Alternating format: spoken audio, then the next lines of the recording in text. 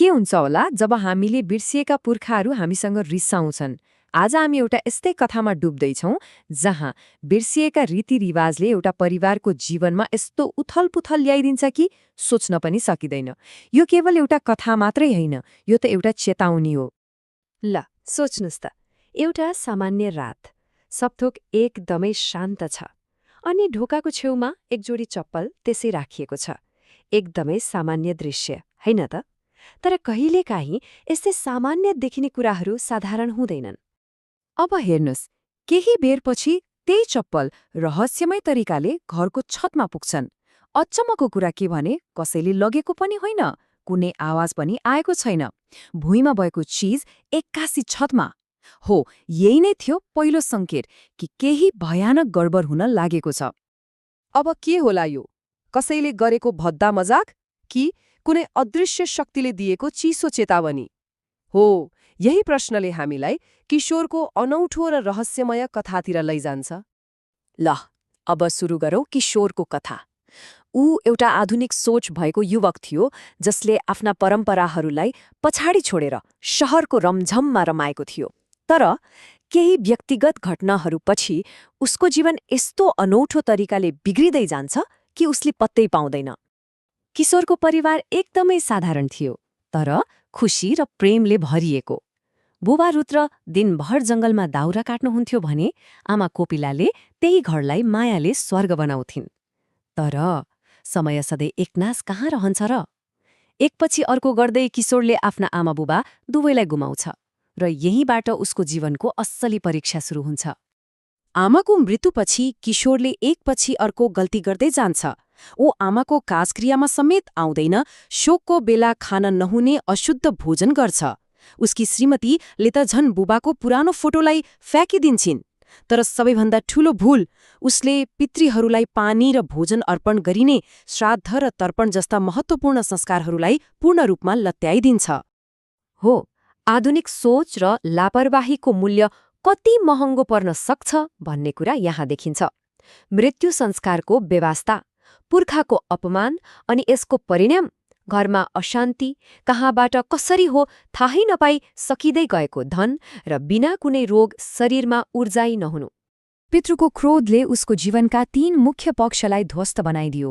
सबैभन्दा बढी त घरको शान्ति र सद्भावमा असर पर्यो, त्यसपछि आर्थिक अवस्थामा र अन्त्यमा उसको शारीरिक र मानसिक स्वास्थ्य पनि पूरै बिग्रिँदै गयो। समस्याको सुरुवात घरको शान्ति भङ्ग भएबाट भयो। श्रीमान श्रीमती बीच ससाना कुरामा पनि ठूल्ठूलो झगडा हुन थाल्यो। अनि रात परेपछि भान्साबाट भाँडा बजेको र छतमा कोही दौडिएको जस्तो डरलाग्दो आवाजहरूले उनीहरूलाई सुत्न पनि दिएनन्। घरको शान्ति गुमिसकेपछि पालो आयो आर्थिक अवस्थाको। शहरबाट दुःखले कमाएर ल्याएको पैसा कहाँ गयो, कसरी सकियो, पत्तै भएन। आम्दानीका सबै बाटा बन्द भए र घरमा गरिबीले डेरा जमाउन थाल्यो। अनि एक रात किशोरले एउटा भयानक सपना देख्छ। सपनामा उसकी स्वर्गीय आमा देखा पर्छिन्, आँखाभरि आँसु र अनुहारमा पीडा लिएर। उनी केही भन्न खोज्छिन् तर उनको मुखबाट आवाजै निस्किँदैन। यो एक सीधा र व्यक्तिगत सन्देश थियो, तर मौन। यी सबै रहस्यमय र डरलाग्दा घटनाहरूबाट आत्तिएर किशोर अन्ततः मद्दत माग्न एक ज्ञानी ऋषि कहाँ पुग्छ र यहीबाट कथाले एउटा नयाँ मोड लिन्छ, जहाँ उसको जीवनको यो सबै अराजकताको कारण बल्ल स्पष्ट हुन्छ। ती ऋषिले उसलाई पितृदोषबारे बताउँछन्। उनका अनुसार यो कुनै भूतप्रेतको कारणले भएको थिएन, बरु आफ्नै असन्तुष्ट पुर्खाहरूको कारणले भएको थियो।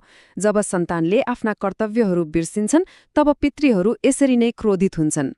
ऋषिले किशोरका हरेक गल्तीहरू एक एक गरी औल्याइदिन्छन्।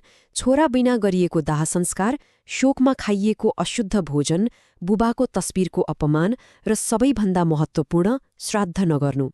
यहाँसम्म कि साँझमा बालेको दियो बारम्बार आफै निब्नु पनि पितृको असन्तुष्टिको गहिरो सङ्केत थियो। अनि ऋषिले एउटा अर्को चिसो सत्य बताउँछन्। उनीहरूको घरको ढोकामा आएर दिनौं रुने त्यो कालो कुकुर, त्यो कुनै साधारण जनावर थिएन रे। त्यो त पितृहरूले पठाएको एउटा जीवित सन्देश थियो, जसलाई उनीहरूले कहिले बुझ्न सकेका थिएनन्। ल अब समस्या के हो भन्ने त थाहा भयो। त्यसैले ध्यान अब समाधानतर्फ मोडियो। ऋषिले किशोरलाई पितृहरूसँग मेलमिलाप गर्ने र घरमा फेरि शान्ति फर्काउने बाटो देखाउँछन्। समाधान एकदमै सिधा र स्पष्ट थियो। पितृहरूको आत्मा शान्तिका लागि श्राद्ध र तर्पण गर्नु, शोकको समयमा शुद्ध सात्विक भोजन गर्नु, स्वर्गीय आमाबुबाको तस्विरलाई सम्मानपूर्वक राखेर दैनिक पूजा गर्नु र गरिब दुखीलाई दान दिनु। किशोरले आफ्नो गल्ती महसुस गर्छ र तुरन्तै ऋषिको सल्लाह मान्छ। उसले आफ्ना आमाबुबाको त्यही फ्याँकिएको तस्विरलाई सम्मानका साथ फेरि भित्तामा राख्छ र पितृहरूको शान्तिका लागि सबै आवश्यक विधिहरू पूरा गर्छ। र यसको परिणाम साँच्चै चमत्कारिक थियो। परम्पराहरूलाई फेरि अपनाएपछि उसको जीवनमा नाटकीय सुधार आयो। घरमा हुने झगडा लगभग बन्दै भयो, आर्थिक अवस्था बिस्तारै स्थिर हुन थाल्यो र उसको शारीरिक तथा मानसिक स्वास्थ्यमा पनि ठूलो सुधार देखियो। खासमा यो कथा किशोरको मात्र होइन, यो हामी सबैको लागि एउटा ठूलो पाठ हो। यसले हामीलाई आधुनिकता र परम्परा बीचको सम्बन्धमाथि फेरि एकपटक गहिरोसँग सोच्न बाध्य बनाउँछ। अन्त्यमा यो सम्पूर्ण कथाको सार यही एउटा कुरामा लुकेको छ, जब पुर्खाहरूलाई सम्मान र श्रद्धाले सम्झिन्छ, तब उनीहरूले आफ्नो सन्ततिलाई सुख, शान्ति र समृद्धिको आशीर्वाद दिन्छन्। यो केवल एक विश्वास मात्र होइन, यो त एउटा गहिरो जीवन दर्शन हो। अब अन्त्यमा एउटा प्रश्न सोच्नको लागि छोडिदिन्छु। आजको यो भागदौडको जिन्दगीमा कतै हामीले पनि किशोरले जस्तै आफ्ना जराहरू, आफ्ना पुर्खाहरूले दिएको ज्ञानलाई बिर्सिँदै त गइरहेका छैनौँ? यो कुरा हामी सबैले एकपटक सोच्नै पर्ने बेला आएको छ।